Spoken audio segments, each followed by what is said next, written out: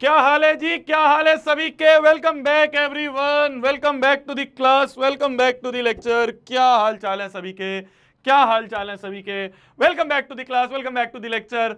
Welcome everyone, welcome everyone, welcome everyone, welcome everyone, welcome. So sorry 10-15 minute अपन delay हो गए, पर कोई बात नहीं, अपन इसको कवर कर लेंगे। वैसे भी हमें एक्स्ट्रा पढ़ाने की कुछ ज्यादा ही आदत है। क्यों भाई, 15 अगस्त की छुट्टी तो नहीं चाहिए ना तुम्हें?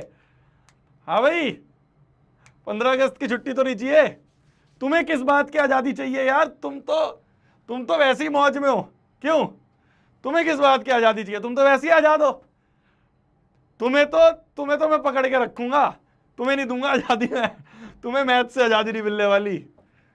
मैथ से आजादी नहीं देंगे, सिंपल सी बात है। तुम लोगों ने जो मेरे को मेल कर रहे हो और तुम जो डरे बैठे हो ना कि यार पूरे नेक्स्ट टॉपर्स में एक ही इंसान है, ये एक ही इंसान है जो क्लास ले सकता है।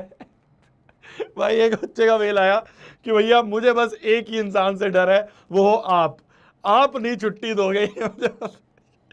तुम इतना खौफ क्यों है तुम्हारे अंदर? इतना खौफ क्यों है यार? चलो यार।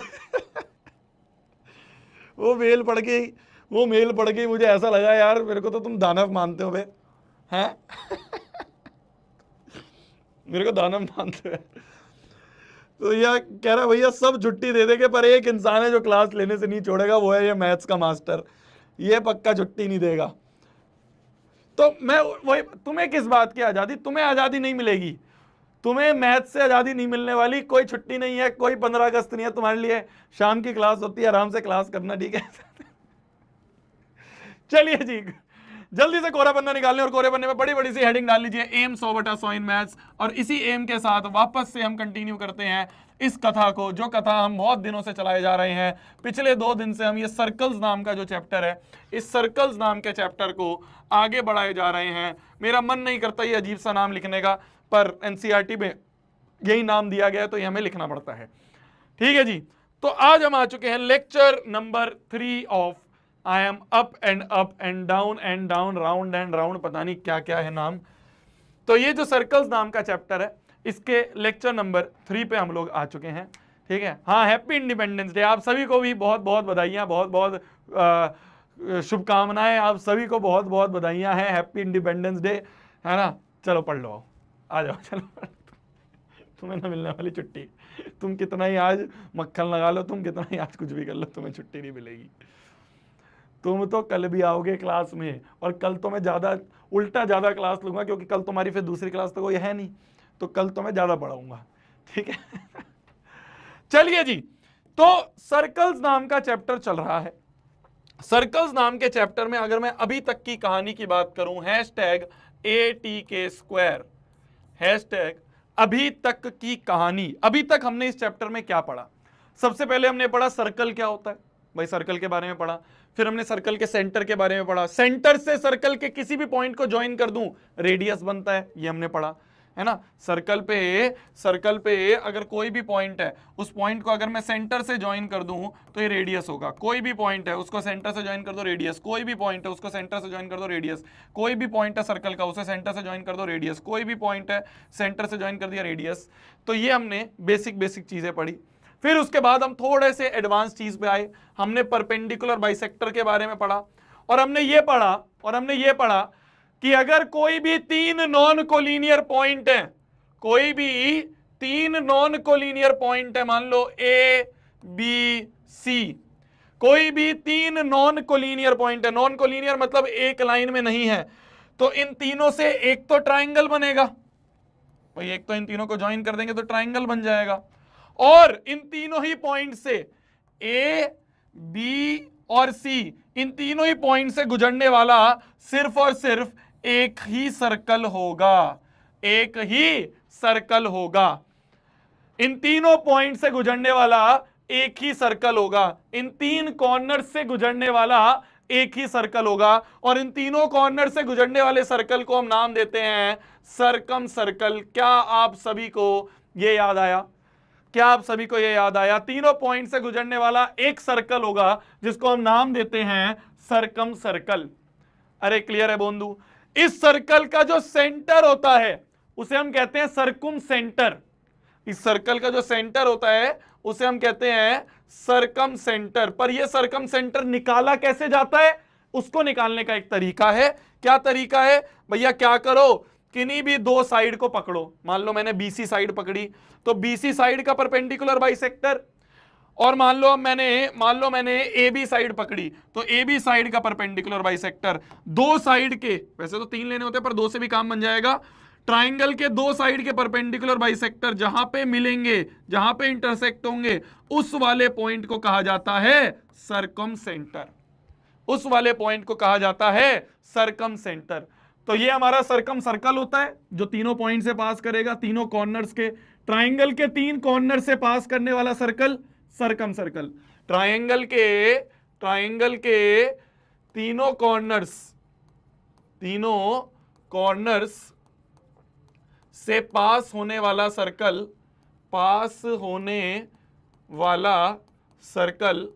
उसे हम कहते हैं सरकम सर्कल। और उस सर्कल का जो सेंटर होता है उसे हम कहते हैं सरकम सेंटर। क्लियर है? सरकम सेंटर निकालना आप सभी को आता है। किन्हीं भी दो साइड का परपेंडिकुलर बाइसेक्टर निकालो, परपेंडिकुलर बाइसेक्टर भी हमने कल निकाले थे, उसका जो इंटरसेक्शन पॉइंट है उसे हम सरकम सेंटर कहते हैं। याद आ गया इतना? बहुत बढ़िया जी। कल हमने इसी के ऊपर बहुत सारे भिन्न भिन्न प्रकार के क्वेश्चंस करे, बहुत सारे तगड़े तगड़े प्रकार के क्वेश्चंस करे, और हमें सरकम सर्कल बनाना और सरकम सेंटर फाइंड करना, ये दोनों चीजें हमें कल आ गई थी। क्लियर है? मैं आपसे पूछूं इसका रेडियस क्या होगा, रेडियस बता सकते हो कोई? इस सर्कल का रेडियस क्या होगा? कोई मुझे बता सकता है? इस सर्कल का रेडियस क्या होगा? क्या होगा रेडियस? बताया जाए, क्या होगा रेडियस?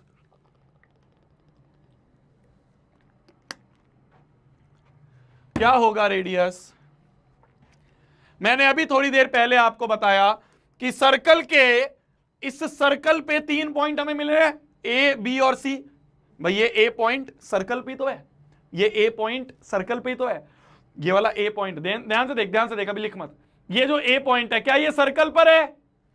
तो ये ए पॉइंट सर्कल पर है, तो सर्कल पे जो भी पॉइंट है उसको अगर मैं सेंटर से ज्वाइन कर दूं तो वो रेडियस होता है। ऐसे ही ये बी पॉइंट भी सर्कल पर है, तो सर्कल पे कोई भी पॉइंट है उसको सेंटर से ज्वाइन कर दूं, रेडियस। ये सी पॉइंट भी सर्कल पर है, तो सर्कल पे जो भी पॉइंट है उसको सेंटर से ज्वाइन कर दें, रेडियस। इस सेंटर से ज्वाइन कर दिया, तो सर्कल पे जो भी पॉइंट है उनको सेंटर से ज्वाइन कर दें, वो रेडियस। तो ओ ए, ओ बी, ओ सी, ये तीनों ही रेडियस है। ओ ए, ओ बी और ओ सी तीनों ही रेडियस है। सारे रेडियस बराबर होते हैं, हमें पता ही है, ये हमें पता ही है। अरे क्लियर है बंधु? तो यहां तक हमने कल वाली क्लास में पढ़ा था।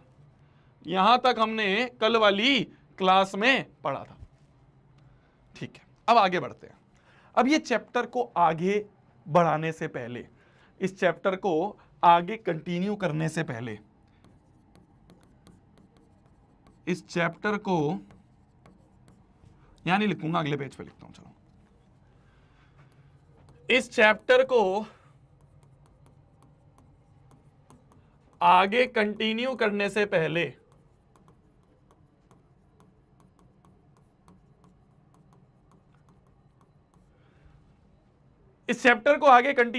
पहले आपको दो कॉन्सेप्ट्स पता होने चाहिए।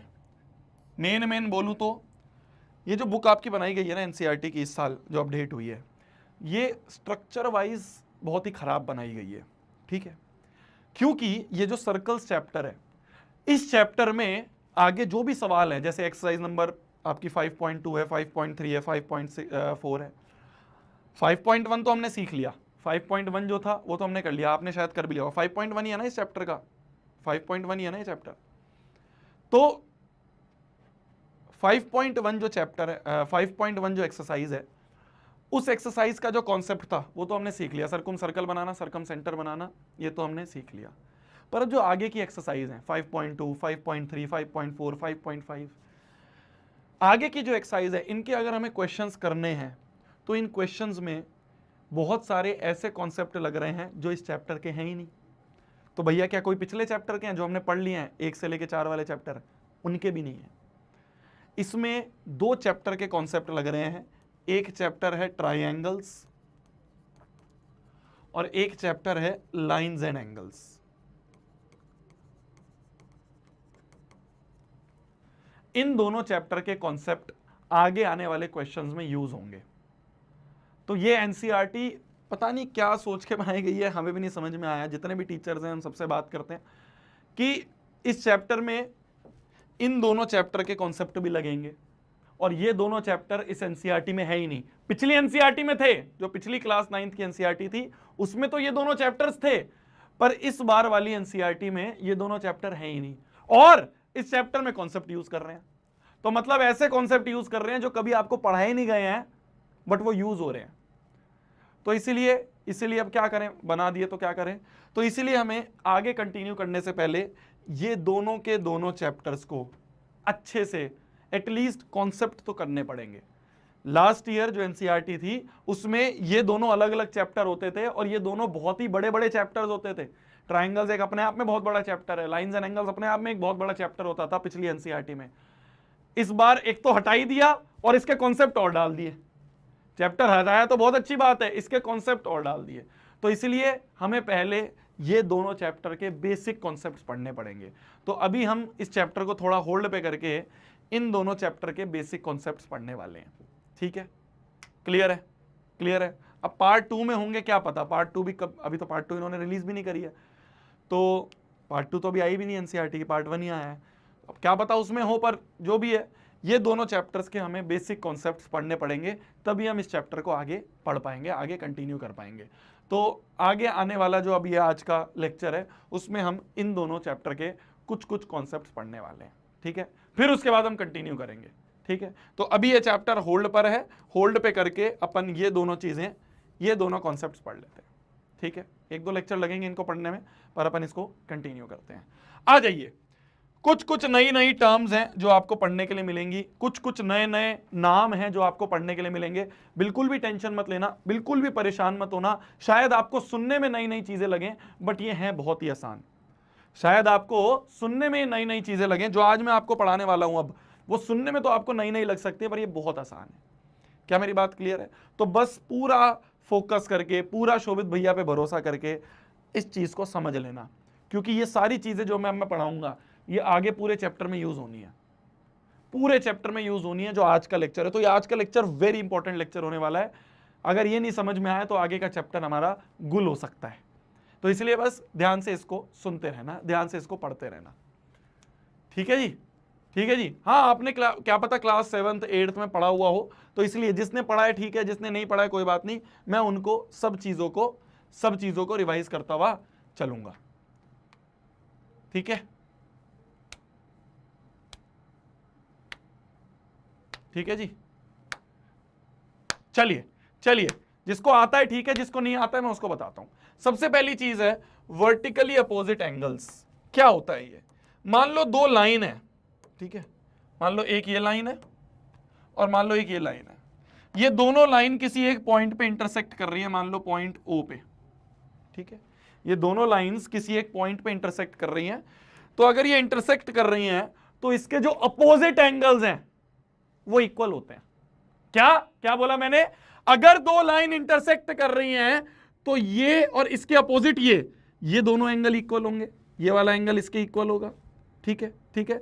तो ये एंगल 1 एंगल 2 के बराबर हो गया, एंगल 1 एंगल 2 के बराबर हो गया, और ये वाला एंगल इस वाले एंगल के बराबर, ये इसके अपोजिट। तो ये दोनों अपोजिट भी आपस में बराबर, एंगल 3 बराबर एंगल 4 होगा, एंगल 3 बराबर एंगल 4 होगा। ठीक है, ये डैश हम इसलिए लगाते हैं कि एक डंडे वाला एक डंडे के बराबर है, ठीक है, 2 डंडे वाला 2 डंडे के बराबर है।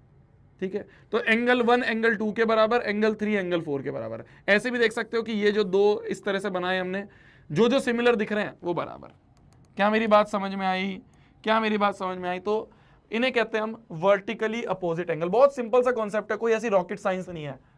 अगर 2 लाइन इंटरसेक्ट कर रही हो, एक लाइन मान लो ये है, एक लाइन मान लो ऐसी है, ठीक है, ऐसी है मान लो, तो इस केस में भी ये वाला एंगल इसके बराबर होगा, अपोजिट है, और ये वाला एंगल इसके बराबर होगा।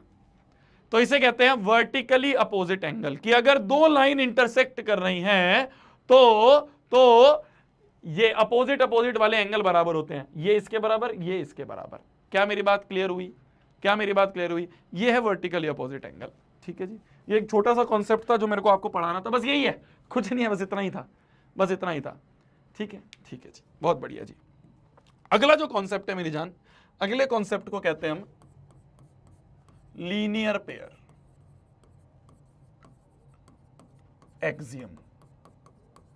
ध्यान से सुनना मेरी जान, बहुत ध्यान से सुनना, बहुत ध्यान से सुनना जो मैं बता रहा हूं। Linear pair axiom, linear pair axiom क्या कहता है? लीनियर पेयर एक्सियम कहता है कि अगर एक लाइन है, ठीक है, इस लाइन के ऊपर, इस लाइन के ऊपर, इस लाइन के ऊपर मान लो मैं एक रे बना दूं, ठीक है, ठीक है, इस लाइन के ऊपर एक रे, एक तो ये लाइन है हमारी, मान लो ए बी। देखो लाइन का मतलब होता है, लाइन का मतलब होता है जो इधर से भी बढ़ जाए, इधर से भी आगे तक बढ़ जाए, इधर से भी आगे तक बढ़ जाए, इसे हम कहते हैं लाइन।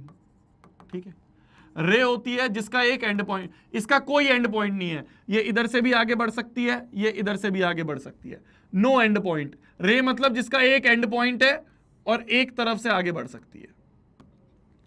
क्या लाइन और रे में अंतर समझ में आया? क्या लाइन और रे में अंतर समझ में आया? लाइन और रे में अंतर ये होता है मेरी जान, लाइन तो दोनों तरफ से बढ़ सकती है, इधर से भी बढ़ जाएगी, इधर से भी बढ़ जाएगी, आगे तक जितना बढ़ाना चाहे, एरो लगे हुए ना, दोनों तरफ से बढ़ सकती है।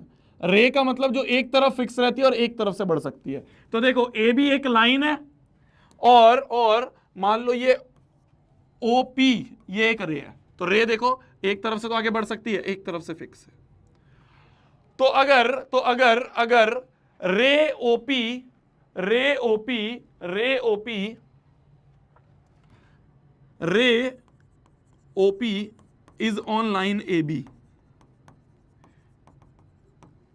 ए बी लाइन पर एक रे है ओपी, तो लीनियर पेयर का मतलब होता है मेरी जान, लीनियर पेयर का मतलब होता है, लीनियर पेयर का मतलब होता है ये जो अगल बगल वाले एंगल है ना, मान लो ये एंगल 1 है और ये मान लो एंगल 2 है, तो ये जो एंगल 1 है और एंगल 2 है, इन दोनों का सम 180 होगा। जो पड़ोसी एंगल्स होंगे उन पड़ोसी एंगल्स का जो सम है वो 180 होगा। ठीक है, इसको अभी मैं बहुत ज्यादा डीप में नहीं समझा रहा हूं, डीप में समझाने जाऊंगा तो पूरा लेक्चर लग जाएगा, इसलिए बस आप ये समझ लो, अगर किसी भी लाइन पे एक रे है, अगर किसी भी लाइन पे एक रे है, तो पड़ोसी एंगल जो होते हैं, पड़ोसी एंगल, उनका सम 180 होगा, उनका सम 180 डिग्री होगा। ठीक है, ठीक है, ठीक है। जैसे मान लो ध्यान से देखना, जैसे मान लो ये एक लाइन है, ठीक है, इस लाइन पे एक ये भी रे है, एक मान लो यहां से ये भी रे है। ठीक है, एक लाइन है मान लो हमारी ए बी, ये ओपी भी एक रे है और ओ क्यू भी एक रे है, ओपी भी एक रे है, ओ क्यू भी एक रे है। तो अगर कुछ ऐसा हो जाए तो भी जितने भी एंगल ये बन रहे हैं, जितने भी एंगल ये बन रहे हैं 1 2 3, इन तीनों एंगल्स का सम, इन तीनों एंगल्स का जो सम होगा वो 180 डिग्री होगा। ठीक है, ठीक है, क्योंकि क्यों भैया ऐसा क्यों होगा? अरे क्योंकि जो लाइन होती है वो 180 डिग्री होती है ना, जो लाइन होती है वो पूरी तो 180 डिग्री होती है ना, तो जितने भी एंगल होंगे उन सभी का सम 180 होना चाहिए। क्यों? क्योंकि एक स्ट्रेट लाइन जो होती है वो 180 डिग्री होती है, 180 डिग्री होती है, जो स्ट्रेट लाइन होती है वो 180 डिग्री होती है, तो जितने भी एंगल्स होंगे वो सारे मिलके 180 बनने चाहिए। सिंपल सी बात, सिंपल सी चीज, सिंपल सी चीज। अरे क्लियर है बोंदू? क्लियर है बोंदू? समझ गए मेरी बात? समझ गया ना मेरी बात? भाई लाइन जो होती है, स्ट्रेट लाइन जो होती है, स्ट्रेट लाइन 180 डिग्री की होती है, तो जितने भी एंगल होंगे वो सारे मिलके 180 होने चाहिए, बात खत्म। वो सारे मिलके 180 डिग्री होने चाहिए, बात खत्म। क्लियर है?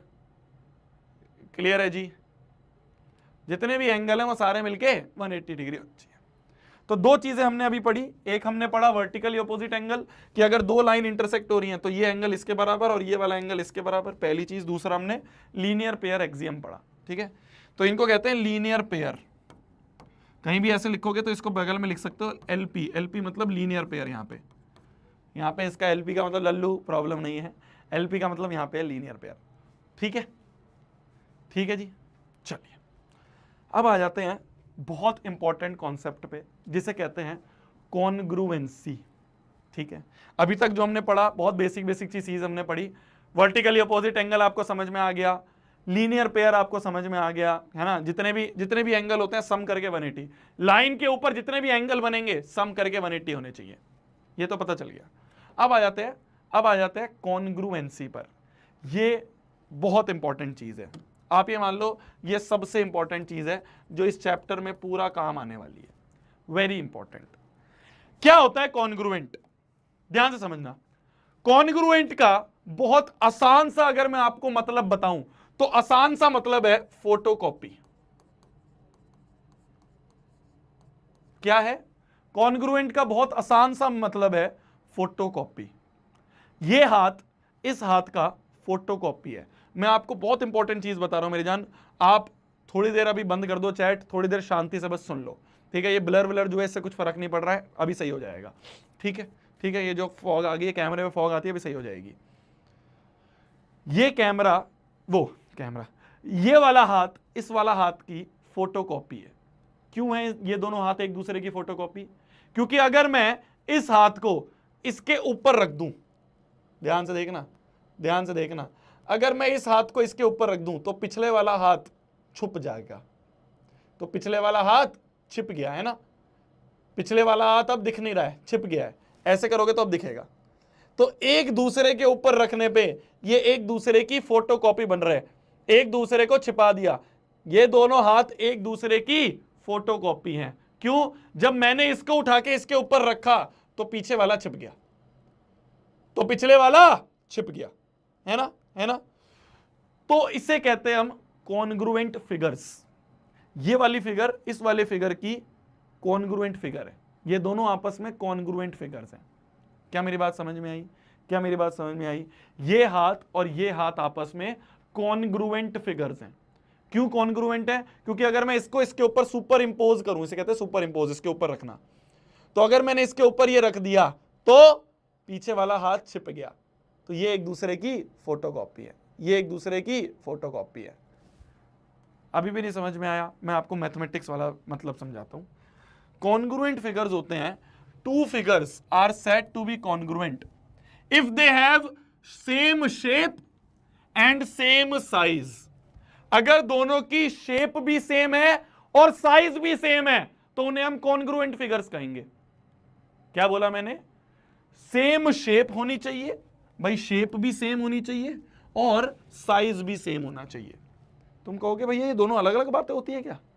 हाँ अलग अलग बातें होती है। देखो मान लो एक ट्रायंगल हमें दिया है और एक सर्कल हमें दिया है, ध्यान से देखो, ध्यान से देखो। मान लो एक ट्रायंगल हमें दिया गया है और एक सर्कल हमें दिया गया है। क्या इन दोनों की सेम शेप है? क्या इन दोनों की शेप सेम है? कैसे? अरे एक ट्रायंगल एक सर्कल है, शेप ही अलग है, तो शेप ही अलग है तो साइज की तो क्या बात करें। शेप भी सेम होना चाहिए, साइज भी सेम होना चाहिए, तो शेप ही अलग है तो नॉट कॉन्ग्रुएंट, नॉट कॉन्ग्रुएंट। ठीक है, ठीक है जी, ठीक है। ध्यान से देखते रहो, अब समझ में आएगा सब, ध्यान से देखते रहो, सब समझ में आ जाएगा। मान लो एक ये स्क्वायर है जिसकी साइड है 2 सेंटीमीटर, 2 सेंटीमीटर, और एक और स्क्वायर है जिसकी साइड है 2 सेंटीमीटर। क्या ये दोनों कॉन्ग्रुएंट हैं? यस और नो। क्या ये दोनों कॉन्ग्रुएंट हैं? यस और नो। बताओ, क्या ये दोनों कॉन्ग्रुएंट हैं? यस और नो।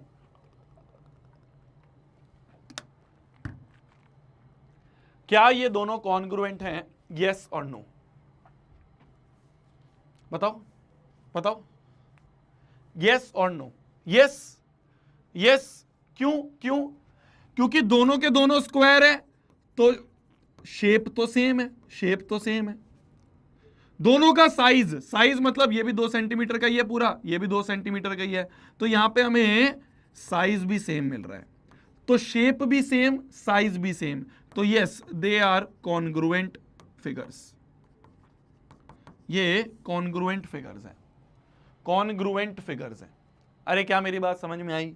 मान लो तीसरा एग्जांपल मैं आपके सामने दे रहा हूं।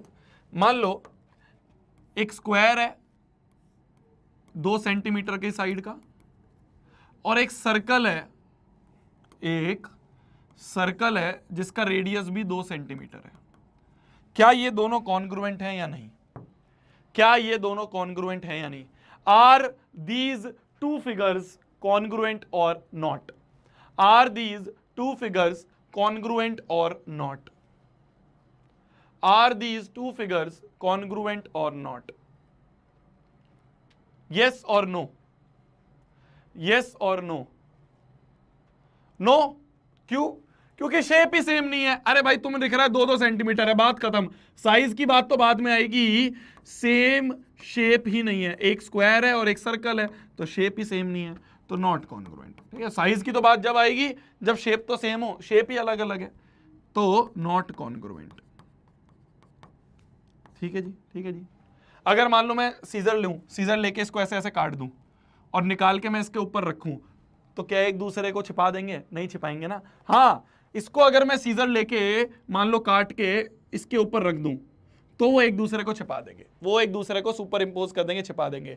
तो ये एक दूसरे की फोटोकॉपी है, तो ये एक दूसरे की फोटोकॉपी है। इसको अगर मैं कैंची से काट के ऊपर रखूंगा, तो ये है ना, सीजर से काटा, सीजर से काट के उठा के इसके ऊपर रखा, इमेजिन कर पा रहे हो? सीजर से काट के इसके ऊपर रखूंगा तो एक दूसरे को छिपा देंगे। शेप भी सेम है, साइज भी सेम है, तो ये कॉन्ग्रुएंट होंगे। कॉन्ग्रुएंट का सिंबल होता है कुछ ऐसा, इक्वल टू, और इक्वल टू के ऊपर ऐसे लेटा हुआ एस।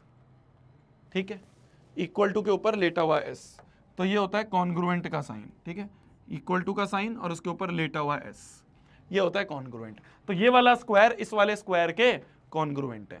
ठीक है, ये दोनों कॉन्ग्रुएंट नहीं है, ये दोनों भी कॉन्ग्रुएंट नहीं है। ठीक है, नॉट कॉन्ग्रुएंट। देख लो, लिख लो अच्छे से, फिर आगे बढ़ेंगे। देख लो, लिख लो अच्छे से, फिर आगे बढ़ेंगे।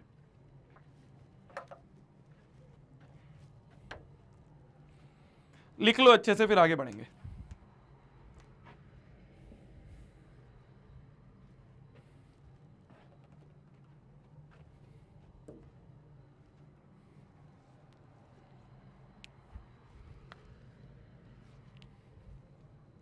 ठीक है, तो कॉन्ग्रुएंसी का मतलब शेप भी सेम होनी चाहिए और साइज भी सेम होना चाहिए।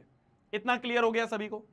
इतना क्लियर हो गया सभी को? अब आगे बढ़ते हैं इस चैप्टर में, या मतलब अभी जो हमें पढ़ना है वो हमें ट्रायंगल्स की कॉन्ग्रुएंसी पढ़नी है। हमें बाकी स्क्वायर, सर्कल इनसे लेना देना नहीं है, हमें सिर्फ और सिर्फ ट्रायंगल्स की कॉन्ग्रुएंसी पढ़नी है। कि भैया अगर दो ट्रायंगल्स है हमारे सामने, अगर दो ट्रायंगल है हमारे सामने, मान लो एक ट्रायंगल है ये और दूसरा ट्रायंगल है हमारा मान लो ये, तो अगर दो ट्रायंगल्स हैं हमारे सामने, दो ट्रायंगल्स हैं अगर हमारे सामने, मान लो एक ये ट्रायंगल है और एक ये ट्रायंगल है, एक ट्रायंगल है ABC और एक ट्रायंगल है हमारा मान लो PQR, तो हमें तो कॉन्ग्रुएंसी ऑफ ट्रायंगल्स पढ़नी है। तो दो ट्रायंगल, ध्यान से सुनते रहो बस, अब 5 मिनट फिर से वापस ध्यान से फोकस करके सुनना है। दो ट्रायंगल्स कॉन्ग्रुएंट है या नहीं, ये कैसे पता करेंगे? ध्यान से देखो, ध्यान। अभी हमें स्क्वायर, सर्कल इनसे लेना देना नहीं है।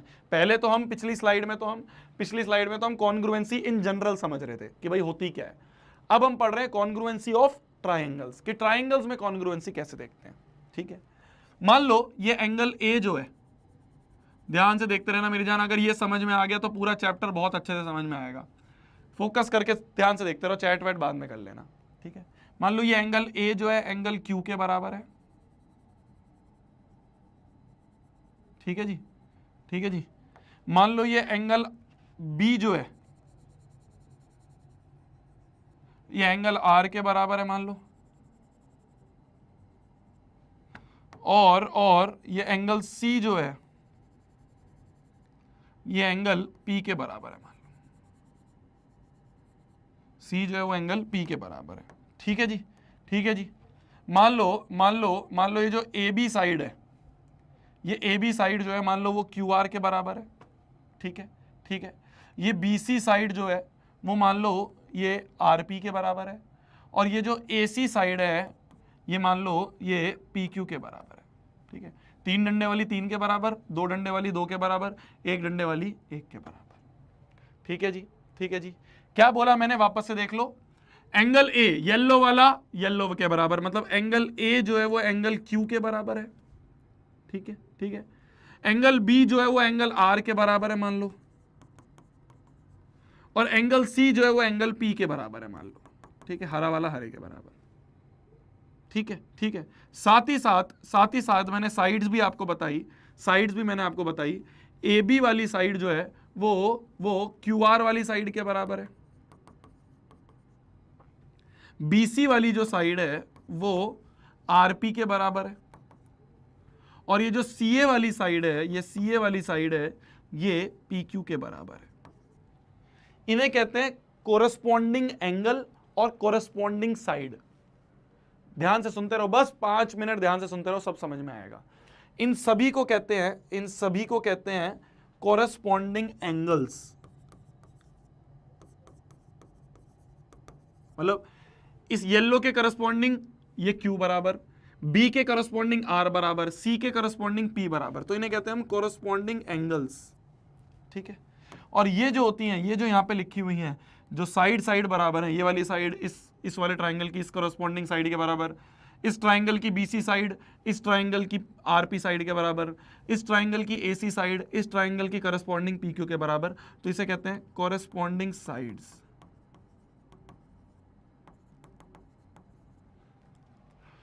तो कोरस्पॉन्डिंग एंगल्स आपस में बराबर है, कोरस्पॉन्डिंग साइड्स आपस में बराबर हैं।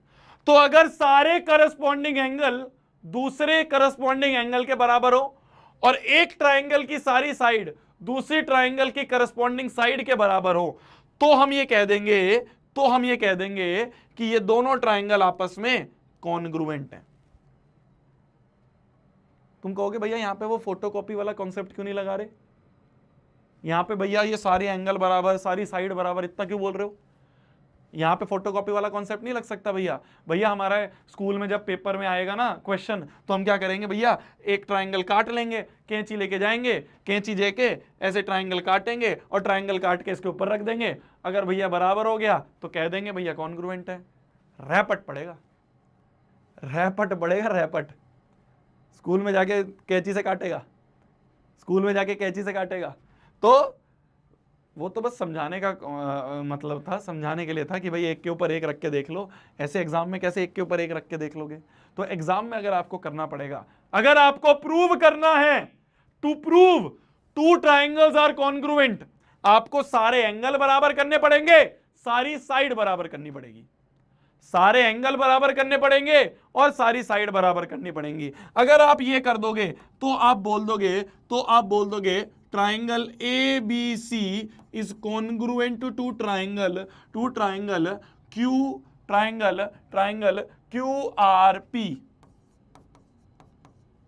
Triangle ABC will be congruent to triangle QRP. अगर आपने सारे एंगल बराबर और सारी करस्पॉन्डिंग साइड्स बराबर कर दी तो आप कह दोगे triangle ABC is congruent to triangle QRP। क्या समझ में आ रहा है बोंदू? नहीं समझ में आ रहा है कोई बात नहीं, अभी धीरे धीरे सब समझ में आएगा। अगर आपको 2 ट्राइंगल को कॉन्ग्रुएंट करना है, वापस से सुनो, फिर से बोल रहा हूं, अगर आपको 2 ट्राइंगल्स को कॉन्ग्रुएंट प्रूव करना है तो आप कैंची लेके एक के ऊपर एक नहीं रखोगे। जो प्रॉपर मेथड है, जो एग्जाम में मेथड यूज करना है, वो है सारे करस्पॉन्डिंग एंगल इक्वल होने चाहिए, सारे करस्पॉन्डिंग साइड्स इक्वल दिखा दो। अगर आपने सारे करस्पॉन्डिंग एंगल इक्वल दिखा दे, सारे करस्पॉन्डिंग साइड्स इक्वल दिखा दी, तो आप कह दोगे triangle ABC is congruent to triangle QRP। एक क्वेश्चन आपके दिमाग में आ रहा होगा, भैया यहां पे तो आपने ABC लिख दिया, यहां पे PQR क्यों नहीं लिखा, यहां पे PQR क्यों नहीं लिखा? यही सबसे इंपॉर्टेंट चीज है, ये जो सीक्वेंस है ना, कि भैया अगर आपने यहां पे ABC लिखा है तो यहां पे PQR क्यों नहीं लिखा, QRP क्यों लिखा है, ये सीक्वेंस ही सबसे इंपॉर्टेंट है। अगर आपने सीक्वेंस में गड़बड़ी करी तो आपके नंबर कट जाएंगे। ये सीक्वेंस लिखना बहुत जरूरी है। क्यों जरूरी है? क्योंकि अगर इसको वापस से कोई इंसान पढ़ेगा तो ऐसे पढ़ते हैं कि ए एंगल पहले वाला एंगल पहले वाले के बराबर, यहां पहले वाला एंगल पहले के बराबर है क्या, देखो ए बराबर क्यू है, जो दूसरी पोजीशन पे लिखा है क्या वो दूसरी पोजीशन के बराबर है, बी बराबर आर है, बी बराबर आर है। जो तीसरी पोजीशन पे लिखा है क्या वो तीसरी पोजीशन के बराबर है, सी बराबर पी है, सी बराबर पी। अच्छा यहाँ सी बराबर पी लिखना था, सी और पी, देखो ना दोनों हरे हरे हैं, सी और पी। तो जो तीसरी पोजीशन पे लिखा है सी, क्या वो पी के बराबर है? क्लियर है? क्लियर है? क्लियर है? तो मैंने क्या बोला, मैं वापस बता रहा हूं आपको, मैंने क्या बोला कि अगर दो ट्राइंगल्स को कॉन्ग्रुएंट प्रूव करना है तो करस्पॉन्डिंग एंगल के बराबर और साइड्स करस्पॉन्डिंग साइड्स के बराबर। अगर आपने सारे एंगल आपस में बराबर कर दिए, मतलब करस्पॉन्डिंग बराबर कर दिए और साइड करस्पॉन्डिंग साइड के बराबर कर दी, तो आप कहोगे triangle ABC is congruent to triangle QRP. ये सीक्वेंस बहुत इंपॉर्टेंट है, क्योंकि जो पहले पे लिखा है वो पहले के बराबर होना चाहिए, जो दूसरे पे लिखा है वो दूसरे के बराबर होना चाहिए, जो तीसरे पे लिखा है वो तीसरे के बराबर होना चाहिए। ये सीक्वेंस बहुत इंपॉर्टेंट है, ये सीक्वेंस बहुत इंपॉर्टेंट है। ठीक है मेरी जान, ठीक है मेरी जान। मान लो क्वेश्चन में यही दे दिया। अभी तो आपने क्या करा, अभी तो आपने प्रूव करा कि भाई दो ट्राइंगल को अगर कॉन्ग्रुएंट प्रूव करना है तो सारे एंगल बराबर, सारी साइड बराबर करनी है। मान लो क्वेश्चन गिवन ही दे दे, इफ इट इज गिवन, अगर आपको गिवन ही है मान लो कि triangle A B C is congruent to triangle मान लो आर पी क्यू, अगर आपको ये गिवन है, ठीक है, आपको क्वेश्चन नहीं दे दिया, आपको क्वेश्चन में ही मिल गया कि दो ट्राइंगल आपस में कॉन्ग्रुएंट है। भाई यहां पे तो आपने कॉन्ग्रुएंट प्रूव करा है, सारे एंगल सारी साइड बराबर करके, ठीक है। अगर आपको गिवन है कि दो ट्राइंगल कॉन्ग्रुएंट है तो आप कहोगे बल्ले बल्ले मजा आ गया, बल्ले बल्ले मजा आ गया, बल्ले बल्ले मजा आ गया। क्यों? क्योंकि अगर दो ट्राइंगल कॉन्ग्रुएंट गिवन है तो अब आप सारी चीजें अपने आप लिख सकते हो। पहले वाला एंगल पहले के बराबर लिख दो, एंगल ए बराबर एंगल आर लिख दो। दूसरे वाला एंगल दूसरे के बराबर लिख दो, एंगल बी बराबर एंगल पी लिख दो। तीसरे वाला एंगल तीसरे के बराबर लिख दो, एंगल सी बराबर एंगल क्यू लिख दो। ठीक है, ठीक है, ठीक है। और साइड्स का भी लिख सकते हो, साइड्स का भी लिख सकते हो। कैसे? ए बी आर पी के बराबर, ध्यान से देखना मैं कैसे लिख रहा हूं, ए बी बराबर आर पी, ठीक है, बी सी बराबर पी क्यू, तो बी सी बराबर पी क्यू, और ए सी बराबर आर क्यू, ए सी बराबर आर क्यू। क्या आपको यह बात समझ में आई या नहीं आई? अगर ट्राइंगल कॉन्ग्रुएंट गिवन है, हमें गिवन है कि दोनों ट्राइंगल कॉन्ग्रुएंट है, तो सारे एंगल बराबर और करस्पॉन्डिंग साइड्स बराबर। ये कैसे लिखी है मैं वापस बताता हूं, ये कैसे लिखी है मैं वापस बताता हूं, ध्यान से देखना। जिसको ये नहीं समझ में आया कि साइड्स का कैसे लिखा है, ध्यान से देखो। जो ए बी साइड है वो आर पी के बराबर, तो ए बी आर पी के बराबर होगा। जो बी सी साइड है वो पी क्यू के बराबर, तो बी सी बराबर पी क्यू होगा। और ये जो ए सी है ये आर क्यू के बराबर, जो ए सी है वो आर क्यू के बराबर। तो इसे कहते हैं कॉरेस्पॉन्डिंग एंगल्स ऑफ ट्राइंगल, और इन्हें कहते हैं corresponding sides of triangle, corresponding sides of congruent triangle. Congruent triangle, एक कॉन्ग्रुएंट ट्राइंगल के करस्पॉन्डिंग साइड्स भी बराबर, और इन दोनों को मिला के कहते हैं सीपीसीटी। सीपीसीटी का मतलब होता है, सीपीसीटी का मतलब नाम है, सीपीसीटी का मतलब होता है मेरी जान कॉरेस्पॉन्डिंग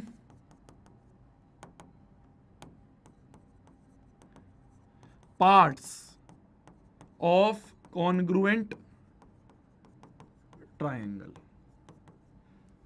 ठीक है, ठीक है, ठीक है, ठीक है मेरी जान।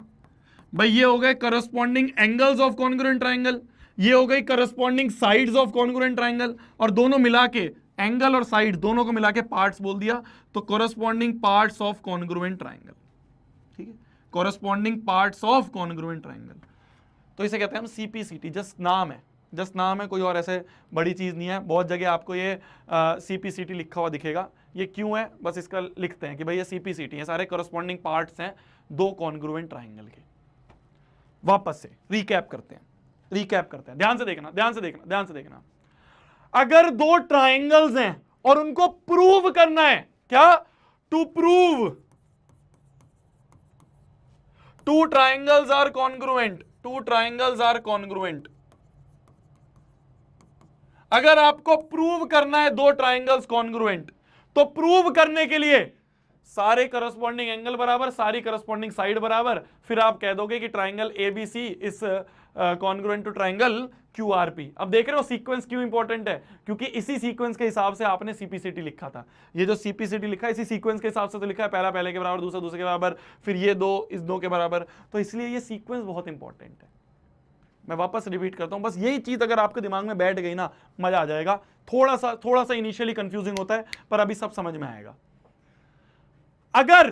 अगर दो ट्राइंगल्स को कॉन्ग्रुएंट प्रूव करना है तो ये सारी चीजें इक्वल करनी पड़ेंगी, ये सारी चीजें इक्वल करनी पड़ेंगी।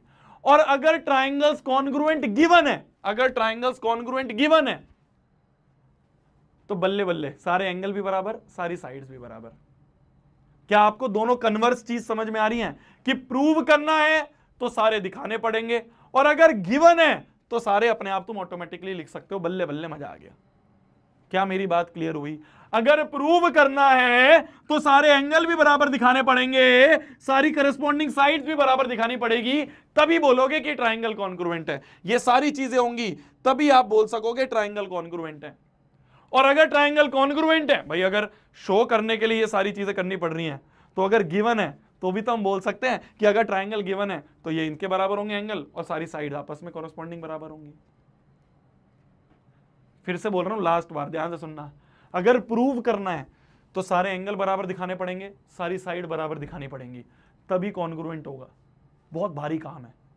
पर अगर गिवन है कि ट्राइंगल कॉन्ग्रुएंट है तो भैया बल्ले बल्ले, मजा आ गया। सीधा लिख लोगे, सारे करस्पॉन्डिंग एंगल बराबर लिख लोगे, सारे करस्पॉन्डिंग साइड्स बराबर लिख लोगे, मजा आ जाएगा, मजा आ जाएगा। इसको कहते हैं CPCT। ठीक है, जब भी ऐसे लिखोगे तुम कहोगे भैया ऐसे कैसे लिख सकते हैं, बस ब्रैकेट में लिख देना CPCT, टीचर कहेगा ठीक है समझ गए।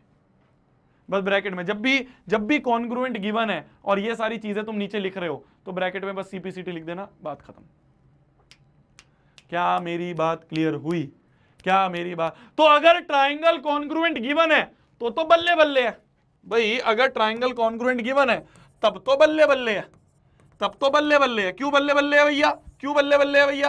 क्यों बल्ले बल्ले है? क्योंकि भैया ये तो सारी चीजें तुम तुरंत लिख दोगे, इसमें तो कोई दिमाग लग ही नहीं रहा, ये तो बहुत जल्दी हो जाएगा, कोई दिक्कत नहीं है इसमें। तो भैया अगर ट्राइंगल कॉन्ग्रुएंट गिवन है तब तो ये सारे तुम खुद ही लिख दोगे, कोई दिक्कत नहीं है।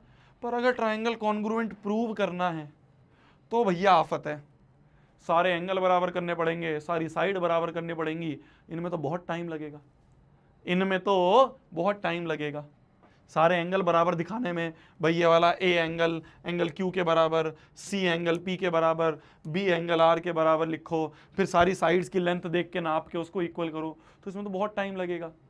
इसका कोई आसान तरीका होना चाहिए, है ना भाई। ये तो आसान है ही कि अगर ट्राइंगल कॉन्ग्रुएंट गिवन है तो 2 सेकंड लगेंगे, पहला पहले करो, दूसरा दूसरे के, तीसरा तीसरे के, और साइड बराबर। ये तो लिखने में कौन सा टाइम लग रहा है, 5 सेकंड में लिख दोगे। पर प्रूव करने में तो दिक्कत आएगी। ये सारी चीजें ऐसा होना चाहिए ना कि खाली 1-2 चीजें करके दिखा दो, बात बन जाए। भाई सारे एंगल बराबर, सारी साइड बराबर, इनको करने में तो बहुत टाइम लगेगा।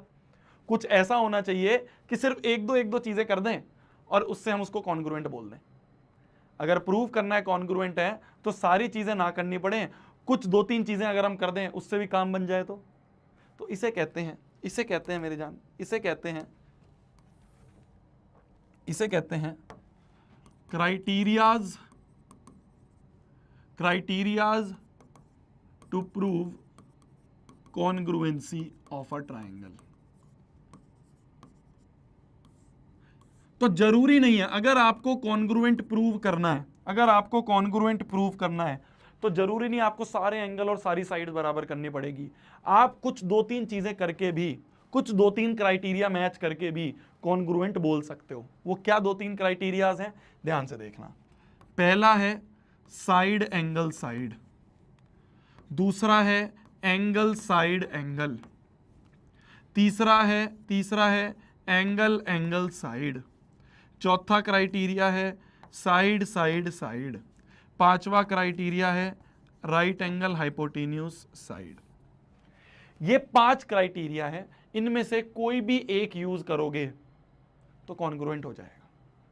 इनमें से कोई भी एक यूज करोगे तो कॉन्ग्रुएंट हो जाएगा। आपके सिलेबस में कॉन्ग्रुएंसी प्रूव करने के ये 5 ऑप्शंस हैं, इनमें से कोई भी एक क्राइटेरिया यूज करो। जैसे मैं एग्जांपल दूं, साइड एंगल साइड, तो कोई भी 2 साइड बराबर और बीच का एंगल बराबर, खाली ये भी कर दिया। जरूरी नहीं आपको सारी साइड और सारे एंगल बराबर करने हो, ना ना ना, पहला वाला अगर हम देखें, कोई भी दो साइड बराबर कर दो और एक बीच का एंगल बराबर कर दो, अगर इतना भी कर दिया तो हम कह देंगे कॉन्ग्रुएंट है। जैसे मान लो साइड साइड साइड है, तो अगर आपने तीनों साइड इसकी और तीनों साइड इसकी बराबर कर दी, खाली साइड, खाली ये वाला पोर्शन भी कर दिया, तो भी हम कह देंगे कि दोनों ट्राइंगल कॉन्ग्रुएंट है। अगर खाली आपने साइड्स बराबर कर दी तो भी हम कह देंगे ट्राइंगल कॉन्ग्रुएंट है। आपको सारे एंगल, सारी साइड्स, इसको करने की जरूरत नहीं है। तो ये कुछ क्राइटेरियाज हैं, ये कुछ हाँ, कोई बच्चा लिख रहा है भैया ए भी होना चाहिए, वो अलग है, कॉन्ग्रुएंसी में नहीं है। कॉन्ग्रुएंसी अगर आपको प्रूव करनी है तो आपके पास 5 ऑप्शंस हैं, ठीक है। इन सबको मैं कहूंगा क्राइटेरिया बोल दो या ऑप्शंस बोल दो, ऑप्शंस बोल दो या क्राइटेरिया बोल दो, या आपके ऊपर है। इन पांचों में से कोई भी एक ऑप्शन आप यूज कर सकते हो, इन पांचों में से कोई भी एक ऑप्शन आप यूज कर सकते हो। कैसे करेंगे भैया, बताओ तो सही। ये तो आपने बोल दिया ये यूज कर लो, थम जा मेरी जान, सब बताऊंगा। अभी तो शुरुआत हुई है, अभी तो शुरुआत हुई है, अभी तो शुरुआत हुई है। अब एक एक करके अपन एक एक सारे क्राइटेरिया ध्यान से समझेंगे। मेरे को बस आधा घंटा और चाहिए आज आपका, अगर मैं इसको यहीं छोड़ दूंगा तो आपको कुछ समझ नहीं आएगा, फिर आप कल भी छुट्टी मांग रहे हो, तो इसलिए बस आधा घंटा और दे दो, मैं आपको ये खत्म करके जाऊंगा, ठीक है। हम इन सारे क्राइटेरियाज को एक एक करके देखते हैं, ठीक है। सबसे पहला क्राइटेरिया है साइड एंगल साइड। ध्यान से देखो, मान लो मेरी जान दो ट्राइंगल्स हैं, एक ये ट्राइंगल है और मान लो एक ये ट्राइंगल है, ठीक है, ठीक है जी। मान लो ये दो ट्राइंगल है आपके पास, एक ये ट्राइंगल है मान लो, एक ये ट्राइंगल है मान लो ABC, और ये ट्राइंगल है मान लो PQR, ठीक है, ठीक है। मान लो AB साइड मान लो PQ के बराबर है, BC वाली साइड मान लो PR के बराबर है, और ये एंगल B जो है, ये एंगल B जो है, ये मान लो एंगल P के बराबर है। ध्यान से देखना मेरी जान, ध्यान से देखना मेरी जान, ध्यान से देखना मेरी जान। मान लो AB वाली साइड QP के बराबर है, ठीक है, बोला जा रहा है ना सिंगल डंडा के बराबर। और BC वाली साइड PR के बराबर है, और इन दोनों साइड के जो बीच के एंगल हैं, इन दोनों साइड के जो बीच के एंगल हैं, एंगल B जो है वो एंगल P के बराबर है। अगर ध्यान से देखो, वापस से ध्यान से देखना, ये साइड इसके बराबर, ये साइड इसके बराबर, और दोनों के बीच का जो एंगल है अगर ये बराबर, तो ध्यान से देखो, साइड एंगल साइड दूसरे वाले ट्राइंगल के करस्पॉन्डिंग साइड एंगल साइड के बराबर है, साइड एंगल साइड दूसरे ट्राइंगल के करस्पॉन्डिंग साइड एंगल साइड के बराबर है। तो अगर ये साइड है, ये एंगल है और ये साइड है, तो अगर साइड एंगल साइड दोनों के बराबर हैं तो triangle will be congruent to triangle. तो हम कह देंगे by side angle side triangle will be congruent to triangle. अब यहां पे सीक्वेंस क्या होगी वो बहुत मैटर करेगी। ध्यान से सुनना मेरी जान, वापस से, कि अगर इस ट्राइंगल के साइड एंगल साइड उस वाले करस्पॉन्डिंग साइड एंगल साइड के बराबर है तो हम कह देंगे दोनों ट्राइंगल आपस में कॉन्ग्रुएंट है। पर अब ये जो लिखोगे बहुत इंपॉर्टेंट है। मान लो मैंने इस ट्राइंगल का लिख दिया ABC, अगर मान लो मैंने इसका लिख दिया ABC, तो ध्यान से देखो मैं कैसे चला, मैं A से B, B से C कैसे चला, ध्यान से देखना, ये सबसे इंपॉर्टेंट चीज है।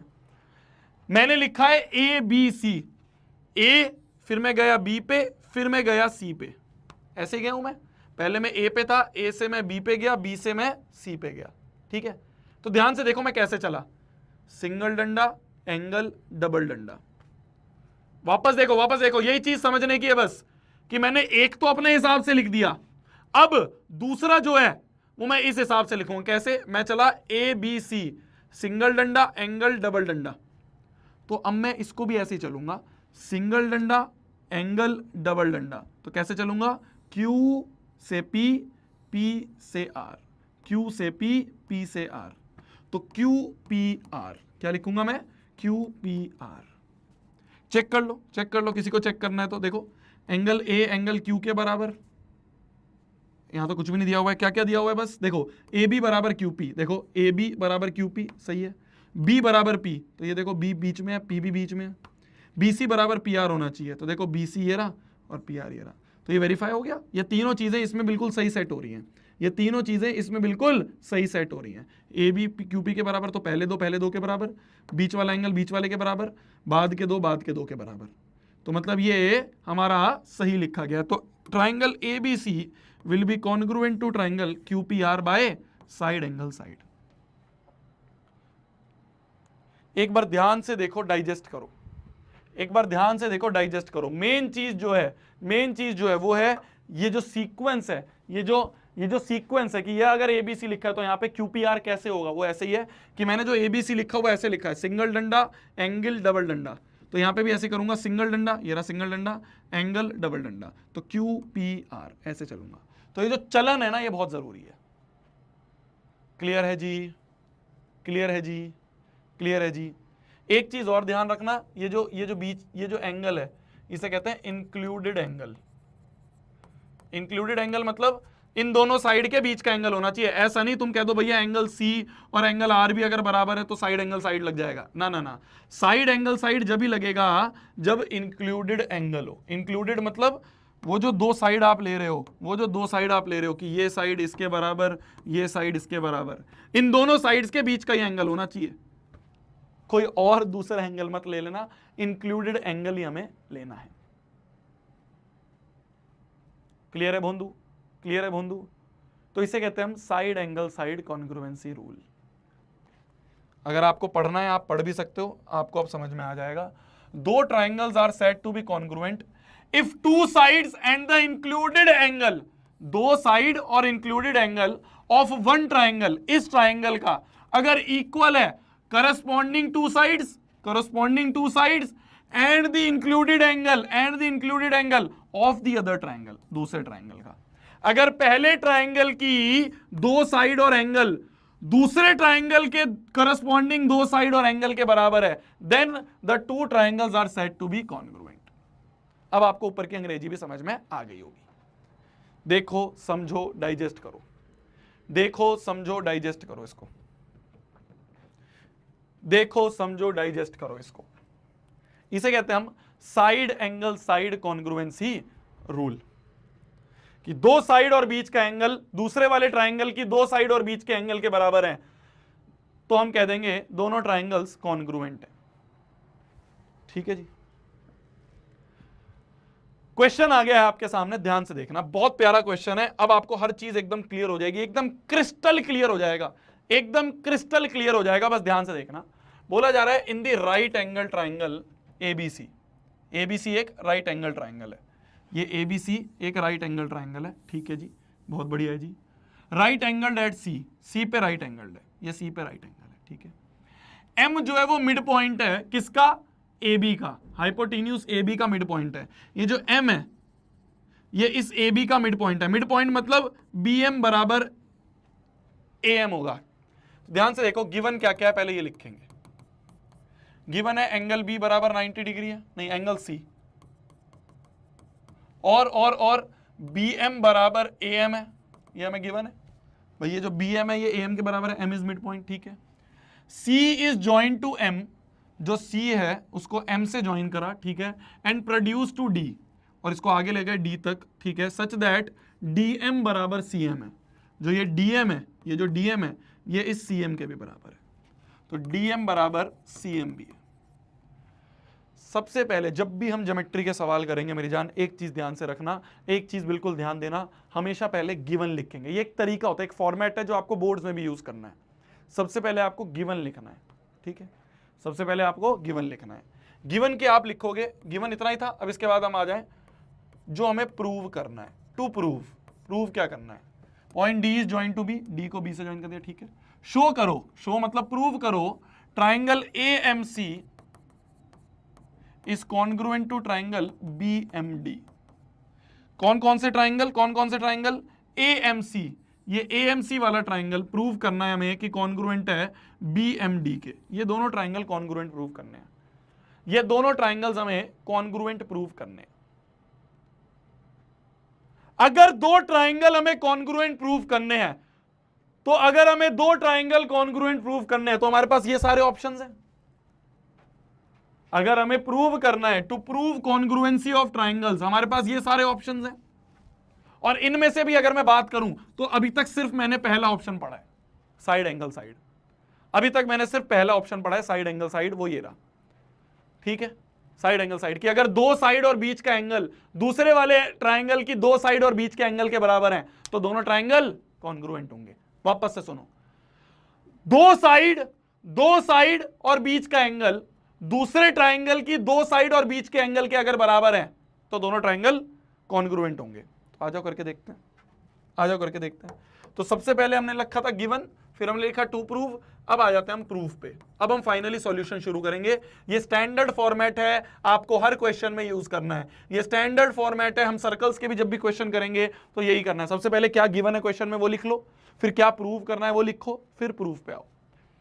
आ जाओ, हमें एएमसी और बीएमडी इन दोनों ट्राइंगल पे फोकस करना है। कौन सा? एएमसी, ये एएमसी है, देखो मैं हाईलाइट कर रहा हूं वाइट से, और बीएमडी, ये बीएमडी है। इन दोनों ट्राइंगल को कॉन्ग्रुएंट करना है। क्या आपको ध्यान से दिख रहा है, क्या आपको ध्यान से दिख रहा है एएम बराबर बीएम है? क्यों? गिवन है, एएम बराबर बीएम, एएम बराबर बीएम, ये तो गिवन है। क्वेश्चन में गिवन था ना कि एम मिड पॉइंट है, तो एएम बराबर बीएम है, ये तो गिवन है। और ध्यान से देखो, और ध्यान से देखो, और ध्यान से देखो, और ध्यान से देखो, जो एमसी है वो एमडी के बराबर है। भाई एमसी लिखूं सीएम लिखूं बात एक ही है, डीएम लिखूं एमडी लिखूं बात एक ही है। तो ये जो एमसी है, ये एमसी देखो, ये एमसी जो है, ये डबल डंडा, ये एमडी के बराबर है। क्वेश्चन में गिवन है ना, देखो ये गिवन, एमसी बराबर एमडी। भाई एमसी लिखूं सीएम लिखूं बात एक ही है, डीएम या एमडी लिखूं बात एक ही है। तो ये भी गिवन है, ये भी गिवन है। तो ध्यान से देखो, ध्यान से देखो, ध्यान से देखो मेरी जान, ध्यान से देखना, ध्यान से देखना, ध्यान से देखना, ध्यान से देखना, ध्यान से देखना। ये वाली साइड इस ट्राइंगल की इस वाली साइड के बराबर है, इस वाले ट्राइंगल की ये साइड इसके बराबर है। बस अब अगर ये बीच का एंगल भी बराबर आ जाए तो मैं कह दूंगा बाय साइड एंगल साइड दोनों ट्राइंगल कॉन्ग्रुएंट है। मैं कह दूंगा बाय साइड एंगल साइड दोनों ट्राइंगल कॉन्ग्रुएंट है। क्या मैं लिख सकता हूं कि एंगल AMC बराबर एंगल BMD है? अगर मैं ये लिख दूं तो क्या रीजन लिखूंगा? कोई मुझे बता दे, ब्रैकेट में क्या लिखूंगा? कोई मुझे बता दे। अगर मैंने इन दोनों एंगल को बराबर लिखा है तो इन दोनों के बराबर होने का रीजन क्या है? कोई मुझे बता दे कि ये एंगल AMC ये एंगल और एंगल BMD ये एंगल, इन दोनों को मैं बराबर कह रहा हूं। कोई मुझे बता सकता है रीजन क्या होगा? कोई मुझे बता सकता है रीजन क्या होगा? मैंने लिख तो दिया, मैंने जोश जोश में लिख तो दिया कि भाई ये साइड इसके बराबर, ये साइड इसके बराबर, बस बीच का एंगल बराबर हो जाए बात बन जाएगी। मैंने लिख तो दिया बीच का एंगल बराबर है। कोई मुझे बता देगा रीजन क्या है? कोई मुझे बता देगा रीजन क्या है? रीजन है वर्टिकली अपोजिट एंगल, रीजन है वर्टिकली अपोजिट एंगल। तो बहुत ध्यान से देखो, बहुत ध्यान से देखो, साइड एंगल साइड, ठीक है, ये मैं बस लिख रहा हूं ऐसे, एग्जाम में नहीं लिखना, ये मैं बस समझाने के लिए लिख रहा हूं ऐसे। तो दो साइड और बीच का एंगल बराबर है तो हम बोल देंगे by side angle side congruency rule triangle will be congruent to triangle. दोनों ट्राइंगल कॉन्ग्रुएंट है। कैसे लिखेंगे? कैसे लिखेंगे? मान लो मैं एक ट्राइंगल खुद लिख दूं, AMC तो मैं खुद लिख दूं मान लो, तो मैं AMC लिखने पे कैसे चला? ध्यान से देखना, AMC दो, ध्यान से देखो कैसे चला मैं, कैसे चला? सिंगल डंडा AMC कैसे चला मैं? सिंगल डंडा एंगल डबल डंडा।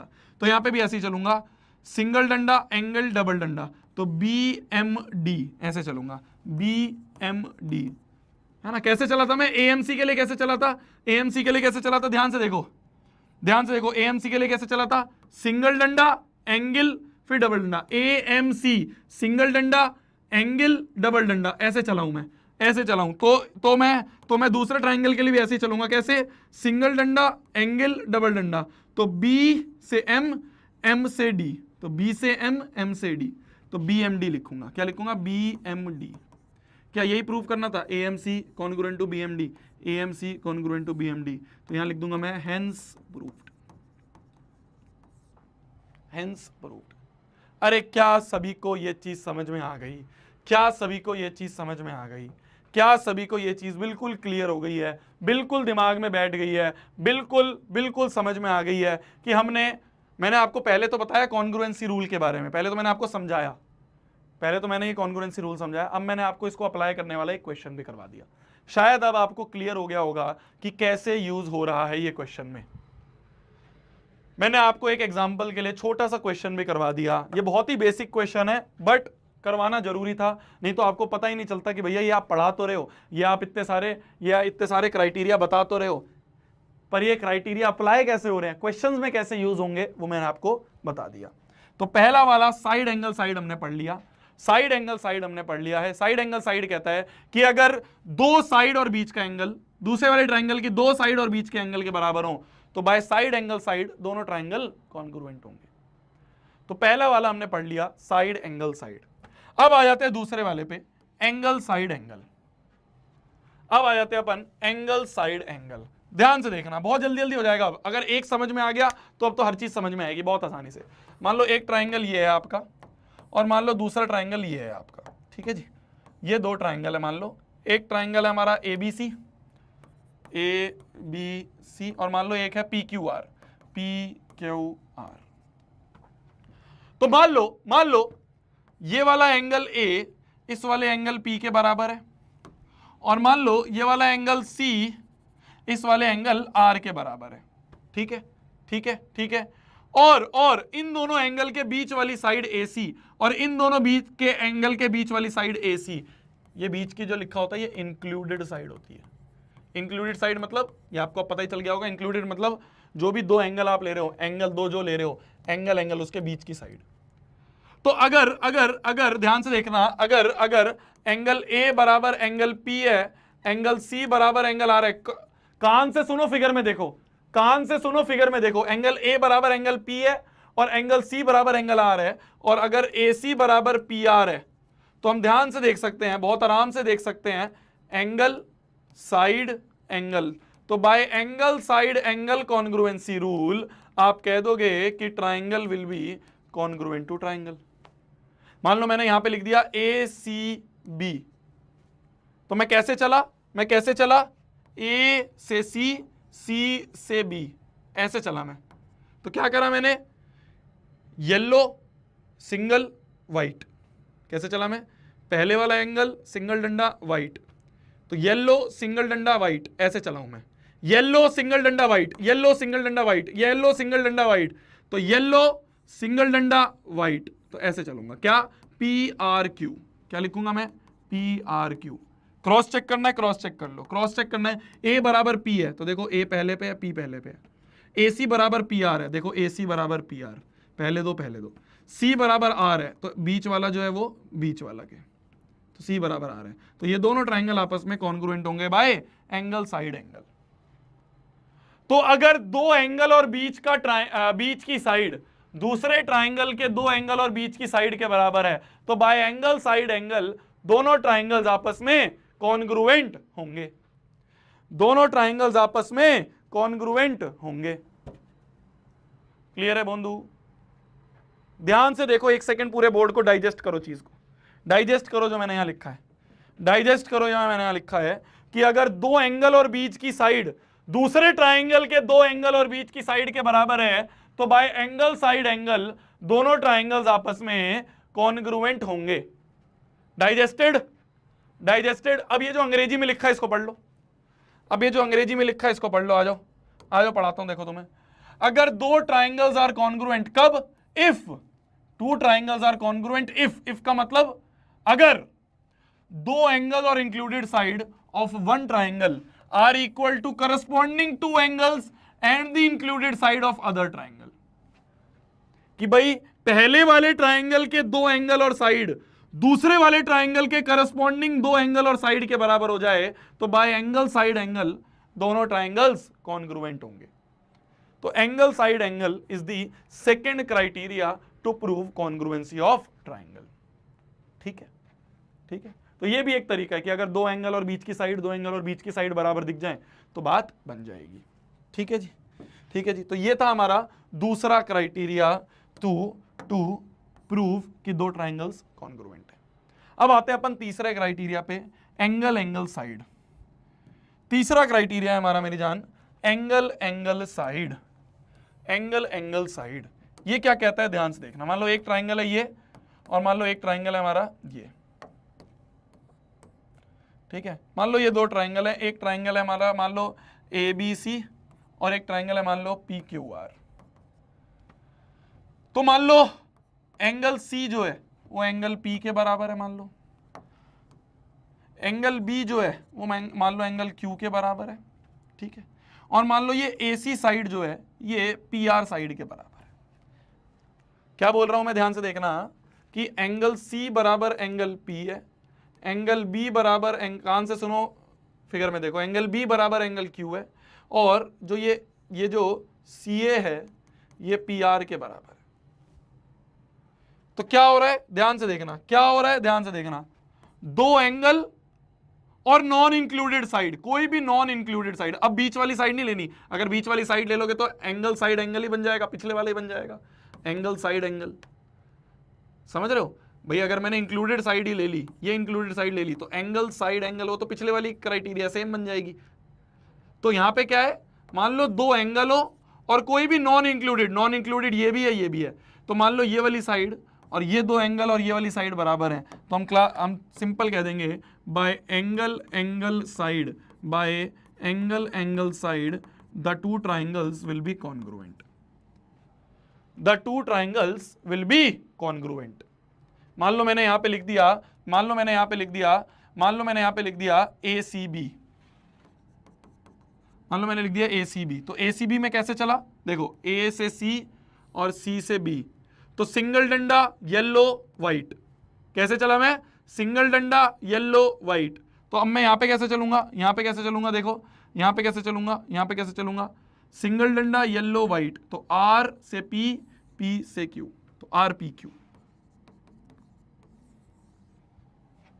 कैसे चलूंगा, RPQ।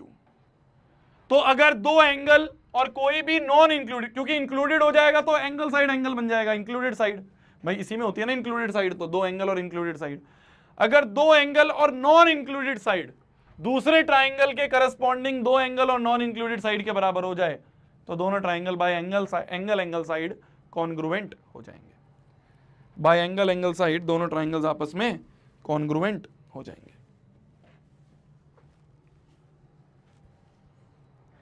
दोनों ट्राइंगल्स आपस में कॉन्ग्रुएंट हो जाएंगे। ठीक है जी, ठीक है जी। अब अंग्रेजी डेफिनेशन पढ़ लो इसकी, अंग्रेजी, बस दो और बचे हैं क्राइटेरिया, बस दो और है फिर तो खत्म, तीन तो हमने कर ही लिए। दो triangles are congruent if any two angles and non included side of one triangle are equal to corresponding two angles and the side of other triangle, कि अगर दो एंगल और नॉन इंक्लूडेड साइड दूसरे ट्राइंगल के दो angle और non included side के बराबर होगा, तो by angle side, angle angle side हम कह देंगे दोनों ट्राइंगल्स आपस में कॉन्ग्रुएंट है। ठीक है जी, ठीक है जी, ठीक है जी। तो अपन ने तीसरे वाली क्राइटेरिया एंगल साइड ये भी पढ़ लिया, ठीक है। चौथा है साइड, ये तो बहुत ही आराम से हर एक बच्चा समझ जाएगा। चौथा क्राइटेरिया साइड, ये तो कोई भी बच्चा बहुत आराम से समझ जाएगा, कोई भी बच्चा बहुत आराम से समझ जाएगा, कोई भी बच्चा बहुत आराम से समझ जाएगा कि मान लो एक ट्राइंगल है ABC और एक ट्राइंगल है मान लो PQR, अगर AB वाली साइड PQ के बराबर है, BC वाली साइड QR के बराबर है और AC वाली साइड PR के बराबर है, तो अगर मैंने क्या बोला, अगर AB PQ के बराबर है, अगर BC QR के बराबर है और अगर AC PR के बराबर है, तो हम कह देंगे by side congruency rule triangle will be congruent to triangle. मान लो मैंने यहां पे लिख दिया ABC, तो ABC में कैसे चला, सिंगल डंडा डबल डंडा, ये समझ गए क्या करा मैंने, ABC, तो A से B, B से C, कैसे चला मैं, सिंगल डंडा डबल डंडा ट्रिपल डंडा, तो यहां पे भी ऐसे ही चलूंगा, सिंगल डंडा डबल डंडा ट्रिपल डंडा, तो PQR, तो यहां पे मैं चलूंगा PQR।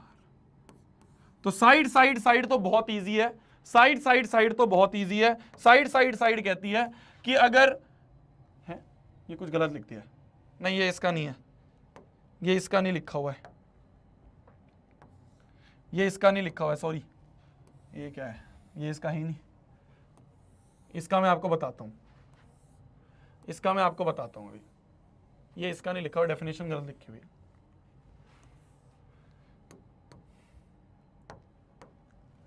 डेफिनेशन है if all three sides of one triangle are equal to corresponding three sides of other triangle, then two triangles are congruent. तो दोनों ट्राइंगल्स क्या होंगे आपस में? कॉन्ग्रुएंट होंगे। ठीक है, तो साइड साइड साइड तो बहुत इजी था, अगर तीनों साइड दूसरे ट्राइंगल के तीनों साइड के बराबर है तो ट्राइंगल विल बी कॉन्ग्रुएंट। ठीक है जी, तो साइड साइड साइड तो बहुत इजी था, साइड साइड साइड तो बहुत इजी था। लास्ट आ देते हैं अपन आरएचएस रूल पे। आरएचएस होता है राइट एंगल हाइपोटेन्यूज साइड। ध्यान से देखना, आरएचएस होता है राइट एंगल आरएचएस। आरएचएस का मतलब होता है राइट एंगल हाइपोटेन्यूज साइड, और ये सिर्फ और सिर्फ राइट एंगल वाले ट्राइंगल में लगता है, ये सिर्फ और सिर्फ राइट एंगल ट्राइंगल में ही लग सकता है। ध्यान से देखना मेरी जान, ध्यान से देखना मेरी जान। मान लो दो राइट एंगल ट्राइंगल है, एक ये और एक ये।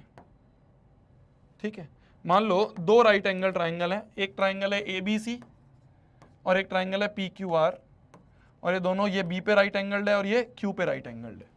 ठीक है, ठीक है, मान लो ए बी वाली साइड पी क्यू के बराबर है और ए सी वाली साइड पी आर के बराबर है। तो ध्यान से देखना, ध्यान से देखना, एक तो हमें दिख रहा है एंगल बी बराबर एंगल क्यू है, क्यों? बोथ 90। भाई अगर दो एंगल दोनों ही 90 डिग्री हैं तो दोनों आपस में, दो एंगल अगर इक्वल हैं, कैसे इक्वल होंगे भाई? अगर दोनों एंगल सेम डिग्री के होंगे तो दोनों एंगल 90 डिग्री के हैं, तो एंगल बी बराबर एंगल सी, वो एंगल बी बराबर एंगल क्यू। और देखो, जो ये AC हाइपोटेन्यूस है ये PR के बराबर है। जो AC वाला हाइपोटेन्यूस है, राइट एंगल के सामने वाला हाइपोटेन्यूस होता है, तो AC वाली हाइपोटेन्यूस PR के बराबर है, और AB वाली साइड PQ के बराबर है। ध्यान से देखो, ध्यान से देखो क्या बन रहा है, राइट एंगल दोनों बराबर, ये दोनों हाइपोटेन्यूस हैं जो बराबर, और कोई भी एक साइड AB साइड PQ के बराबर है। तो by RHS congruency rule, both the triangles will be congruent. तो मान लो मैं यहां पे लिख रहा हूं CAB, तो मैं कैसे चला देखो, डबल डंडा सिंगल डंडा 90 डिग्री। भाई CAB ऐसे होगा ना, तो डबल डंडा सिंगल डंडा 90 डिग्री, तो यहां पे भी ऐसे ही चलूंगा, डबल डंडा सिंगल डंडा 90 डिग्री, तो कैसे हो गया RPQ। तो ये दोनों ट्राइंगल आपस में कॉन्ग्रुएंट हो गए, ये दोनों ट्राइंगल्स आपस में कॉन्ग्रुएंट हो गए। तो ये सिर्फ और सिर्फ 90 डिग्री, मतलब राइट एंगल ट्राइंगल्स में ही पॉसिबल है ये वाला क्राइटेरिया। तो ये लास्ट क्राइटेरिया जो था ये सिर्फ राइट एंगल ट्राइंगल में है कि in two right angle triangles the hypotenuse and one side of one triangle are equal to hypotenuse and one side of other triangle. भाई राइट तो है ही दोनों, 90 तो है ही, हाइपोटेन्यूज और वन साइड अगर बराबर हैं then the two triangles are congruent. तो दो ट्राइंगल्स क्या होंगे आपस में? कॉन्ग्रुएंट होंगे। तो अगर राइट एंगल ट्राइंगल्स हो, अगर दो राइट एंगल ट्राइंगल्स हो, अगर दो राइट एंगल ट्राइंगल्स हो तो हम RHS कॉन्ग्रुएंसी रूल भी यूज कर सकते हैं, जरूरी नहीं हमेशा होगा, पर ये एक ऑप्शन होता है कि अगर राइट एंगल हाइपोटेन्यूस और साइड दूसरे वाले ट्राइंगल का राइट एंगल हाइपोटेन्यूस साइड के बराबर है। ध्यान से सुनो मैं क्या बोल रहा हूं, कान से सुनो, राइट एंगल हाइपोटेन्यूस साइड अगर दूसरे ट्राइंगल का राइट एंगल हाइपोटेन्यूस साइड के बराबर है तो हम कहेंगे by RHS rule both the triangles are congruent, ठीक है जी, ठीक है जी। तो ये था हमारा last criteria RHS congruency rule. 5 options मैंने आपको बताए थे, पांचों ऑप्शंस मैंने आपको बता दिए। साइड एंगल साइड कि भाई दो साइड और बीच का एंगल, एंगल साइड एंगल कि दो एंगल और बीच की साइड, एंगल साइड कि भाई दो एंगल और कोई भी नॉन इंक्लूडेड साइड, SSS मतलब तीनों साइड, और RHS मतलब राइट एंगल हाइपोटेन्यूस साइड। अब तो आपको ये शायद सारे के सारे क्लियर हो गए होंगे। जब आपने पहली बार इसको देखा होगा तब आप डर गए होगे, पता नहीं भैया क्या लिख दिया। अब आपको शायद ये सारे क्लियर हो गए होंगे, अब शायद आपको ये सारे क्लियर हो गए होंगे, है ना। अब शायद आपको ये सारे क्लियर हो गए होंगे। ये सारे के सारे क्राइटेरिया, इनमें से, इन पांचों में से कोई भी एक यूज करके तुम ट्राइंगल को कॉन्ग्रुएंट प्रूव कर सकते हो। अब वो तुम्हें दिमाग लगाना है कि इन पांचों में से कौन सा यूज हो रहा है। अब ये हमें दिमाग लगाना है, भाई 5 क्राइटेरिया तो समझ लिए, अब इन पांचों में से मेरे क्वेश्चन में कौन सा यूज होगा, ये हमें दिमाग लगाना है। भैया ये पांचों क्राइटेरिया जो हमने पढ़े, मैं कैसे सोचूंगा इनमें से कौन सा यूज होगा, ये क्वेश्चन पे डिपेंड करेगा, ये क्वेश्चन पे डिपेंड करेगा भी कौन से क्वेश्चन में कौन सा यूज हो रहा है। भैया फिर ये सर्कल्स वाले चैप्टर में क्यों यूज होगा यार, आप सारा ट्राइंगल ट्राइंगल पढ़ाए जा रहे हो, सर्कल कहां है भैया, चैप्टर का नाम था सर्कल, चैप्टर का नाम है I am up and down and round and round, भैया जिसको प्यार से सर्कल बुलाते हैं, आप तो ट्राइंगल्स पढ़ा रहे हो, ये सर्कल्स में कहां यूज होगा यार। आपने जितने भी क्राइटेरिया बताए, ये 5 क्राइटेरिया बताए, ये सारे के सारे क्राइटेरिया, ये सारे के सारे क्राइटेरिया आपने खुद लिखा है ट्राइंगल्स के क्राइटेरिया है, तो ये सर्कल्स चैप्टर में क्यों पढ़ा रहे हो, अरे बावले हो गए हो क्या भैया, क्यों पढ़ाए जा रहे हो ट्राइंगल्स नाम के चीज को हमें सर्कल्स में, क्यों पढ़ा रहे हो भैया, ट्राइंगल्स का कुछ काम ही नहीं है। हम चैप्टर पढ़ रहे हैं गोला, हम चैप्टर पढ़ रहे हैं गोला, और आप हमें ट्राइंगल्स की चीजें बता रहे हो। ये देखो, इस गोले के अंदर ट्राइंगल भी तो बनता है, इस गोले के अंदर ट्राइंगल भी तो बनता है, यही तो पढ़ रहे थे हम, यही तो पढ़ रहे थे हम। सर्कम सर्कल, एक ऐसा सर्कल जो ट्राइंगल के तीनों कॉर्नर से पास हो, एक ऐसा सर्कल जो ट्राइंगल के तीनों कोनों से पास हो। बहुत ट्राइंगल यूज होगा, बहुत ट्राइंगल यूज होगा इस चैप्टर में, ट्राइंगल ही ट्राइंगल यूज होगा मेरी जान, इस चैप्टर में ट्राइंगल ही ट्राइंगल यूज होगा। एक बहुत बेसिक सा सवाल करवाता हूं, बस फिर चैप्टर खत्म, मतलब चैप्टर कह रहा हूं, आज का लेक्चर खत्म। बहुत बेसिक सा सवाल करवाता हूं, फिर आज का लेक्चर खत्म। ध्यान से देखना, बोला जा रहा है, ध्यान से देखना, बहुत ध्यान से देखना, बोला जा रहा है if the two chords A B and P Q of a circle, chord क्या होते थे मैंने आपको बताए थे कि भाई अगर एक सर्कल में किन्हीं भी 2 पॉइंट को अगर मैं ज्वाइन कर दूं तो इस लाइन को हम कहते थे कॉर्ड, याद है, और जो कॉर्ड सेंटर से पास हो जाए उसे कहते थे डायमीटर, तो उसका भी काम नहीं है। तो 2 पॉइंट को ज्वाइन करने वाली लाइन कॉर्ड होती थी, याद है, याद है। यहां पे हमें 2 कॉर्ड दी हुई हैं, कौन कौन सी, देखो ए बी और पी क्यू, ध्यान से देखो, ए बी, ये एक ए बी कॉर्ड है, 2 पॉइंट्स को ए और बी को ज्वाइन करने वाली लाइन, ये एक कॉर्ड है, और पी क्यू, सर्कल पे कोई भी 2 पॉइंट हो उनको ज्वाइन करने वाली जो लाइन बनती है ये कॉर्ड होती है। तो बोला जा रहा है if the 2 chords of a circle are equal, बोला जा रहा है ये वाली ए बी कॉर्ड ये वाली पी क्यू कॉर्ड के बराबर है, ए बी वाली कॉर्ड पी क्यू वाली कॉर्ड के बराबर है, तो हमें प्रूव करना है, पहले गिवन लिख ले। तो गिवन क्या है, गिवन है ए बी वाली chord, chord A B is equal to chord P Q, chord A B is equal to chord P Q, A B और पी क्यू बराबर है। देन प्रूव दैट, प्रूव करो क्या, A O B is congruent, ये congruent है यहां पे। Then prove, to prove triangle A O B is congruent to triangle P O Q, triangle नहीं, अच्छा एंगल है, ओ सॉरी सॉरी सॉरी, ट्राइंगल नहीं, ट्राइंगल नहीं, देखो गलत कुछ और, हमें प्रूव करना है एंगल ए ओ बी बराबर एंगल पी ओ क्यू। तो to prove angle A O B बराबर angle P O Q, angle A O P बराबर angle P O Q, angle बराबर करने, ट्राइंगल नहीं, एंगल बराबर करने हैं, ए ओ बी और पी ओ क्यू, इन दोनों एंगल्स को बराबर करना है। कौन कौन से एंगल, इस एंगल और इस एंगल को बराबर प्रूव करना है, एंगल बराबर करने हैं, एंगल। ध्यान से देखो, बोला जा रहा है अगर ये ए बी कॉर्ड और पी क्यू कॉर्ड बराबर है तो ये एंगल और ये एंगल बराबर प्रूव करो, ये दोनों एंगल बराबर प्रूव करो, ए ओ बी और पी ओ क्यू, इन दोनों एंगल को बराबर करो। कैसे बराबर करेंगे, बहुत ध्यान से सुनना, बहुत ध्यान से सुनना। अगर मैं किसी तरीके से इन दोनों ट्राइंगल को कॉन्ग्रुएंट कर दूं तो बाय सीपीसीटी मैं कह दूंगा कि अगर ट्राइंगल कॉन्ग्रुएंट है तो एंगल भी बराबर होंगे। मैंने बोला ना कि अगर हमें गिवन है ट्राइंगल कॉन्ग्रुएंट है तो मैं सीपीसीटी से एंगल बराबर कर दूं। तो पहले मैं प्रूव करूंगा इन दोनों ही ट्राइंगल्स को कॉन्ग्रुएंट। ध्यान से देखना, बहुत अच्छे से समझ में आएगा, प्रूफ पे आ जाओ। ध्यान से देखो, इन triangle A O B and triangle P O Q, ध्यान से देखो ए बी बराबर पी क्यू, तो गिवन है, कान से सुनो, फिगर में देखो, ए बी बराबर पी क्यू गिवन है भाई, ए बी बराबर पी क्यू गिवन है, ए बी और पी क्यू गिवन है, ठीक है। क्या मैं बोल सकता हूं ओ ए बराबर ओपी होगा? क्या मैं बोल सकता हूं ये जो ओ ए है ये ओपी के बराबर होगा? क्यों होगा ओ ए और ओपी बराबर? क्यों होगा ओ ए और ओपी बराबर? अरे दोनों रेडियस हैं, both are radius, both are radius, तो रेडियस तो बराबर होते ही हैं। अगर मैं आपको बोल दूं ओ बी बराबर ओ क्यू भी होगा, ध्यान से सुनो, ध्यान से सुनो, ध्यान से सुनो, ये जो ओ बी है ये ओ क्यू के बराबर होगा। क्यों बराबर होगा? क्यों बराबर होगा? अरे दोनों रेडियस हैं, ये भी रेडियस, ये भी रेडियस, बोथ रेडियस। तो ध्यान से सुनो, ध्यान से सुनो, क्या मैं बोल दूंगा? By side side side side side side congruency rule से triangle will be congruent to triangle. क्या ट्राइंगल दोनों कॉन्ग्रुएंट होंगे? भाई इन दोनों ट्राइंगल की अगर मैं बात करूं, ये साइड इसके बराबर, ये साइड इसके बराबर, ये साइड इसके बराबर, तो ये जो दोनों ट्राइंगल हैं, ये जो दोनों ट्राइंगल हैं, ये जो दोनों ट्राइंगल हैं, ये वाला ट्राइंगल और ये वाला ट्राइंगल, क्या दोनों कॉन्ग्रुएंट होंगे? क्या दोनों कॉन्ग्रुएंट होंगे?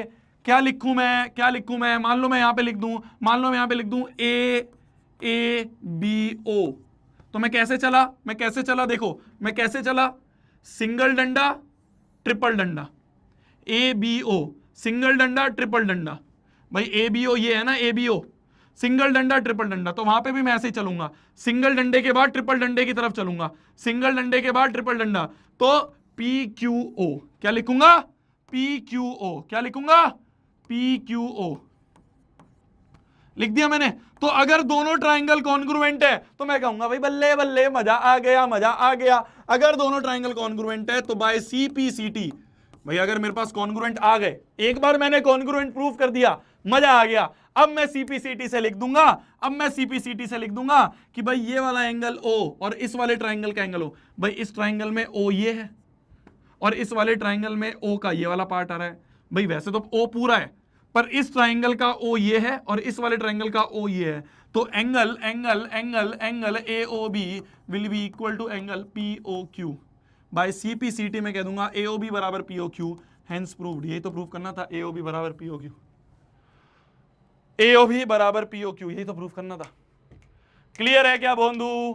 क्लियर है क्या भोंदू? तो अगर आपको सर्कल के क्वेश्चन में ट्राइंगल ना दिखे तो मैं नाम बदल दूंगा। सर्कल के आगे आने वाले बहुत सारे क्वेश्चंस में हम ट्राइंगल्स चैप्टर का यूज करेंगे, ये जो ट्राइंगल्स के कॉन्सेप्ट पढ़े हैं इनका यूज करेंगे।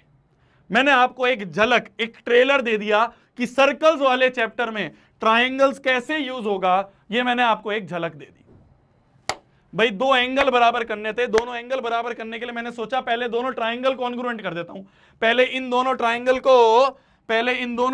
को कॉन्ग्रुएंट कर देता हूं। जैसे ही ये दोनों ट्राइंगल कॉन्ग्रुएंट हो जाएंगे मैं कहूंगा सीपीसीटी से बल्ले बल्ले दो एंगल बराबर, दोनों एंगल बराबर। अरे क्लियर है भोंदू? क्लियर है भोंदू? अब जो आपके दिमाग में एक सवाल था कि भैया कौन सा क्राइटेरिया कब यूज होगा, अपने आप समझ में आ जाएगा। जितनी प्रैक्टिस करेंगे, जितने क्वेश्चंस करेंगे, आपको अच्छे से समझ में आ जाएगा। ठीक है जी, झलक दिखा दी झलक। ठीक है जी, तो इसी के साथ आज की क्लास को समाप्त करते हैं। Thank you so much everyone, thank you so much. आज की क्लास हम यहीं पे समाप्त करते हैं।